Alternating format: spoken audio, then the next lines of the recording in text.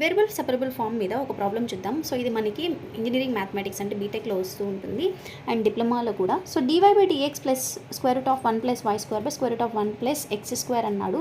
So ప్లస్ని ప్లస్గా ఈ value అంతా ప్లస్లో ఉంది కదా, అవతలకి వెళ్తే ఏమవుతుంది, మైనస్ అవుతుంది. సో మొత్తానికి రూట్ ఉంది కాబట్టి దీనిని సపరేట్గా రాసుకుంటున్నాను. నెక్స్ట్, సో క్రాస్ మల్టిప్లికేషన్ అవుతుందా, లేదు. సో క్రాస్ మల్టిప్లికేషన్ చేయండి. So dy square root of 1 + x² that is equal to -1 + y² dx. So into కాస్త యువతలకు వస్తే ఏమవుతుంది, డివైడెడ్ బై, అవునా.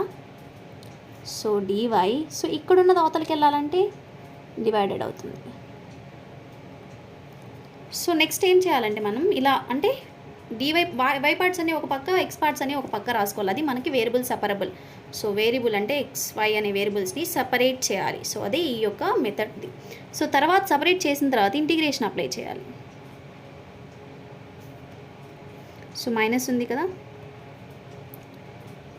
సో అప్లై చేసిన తర్వాత సో ఇట్లా ఫామ్లో ఉంది కదా, డైరెక్ట్ మనకి ఏంటి 1/√1 + x² అంటే సైజ్ h−1 y.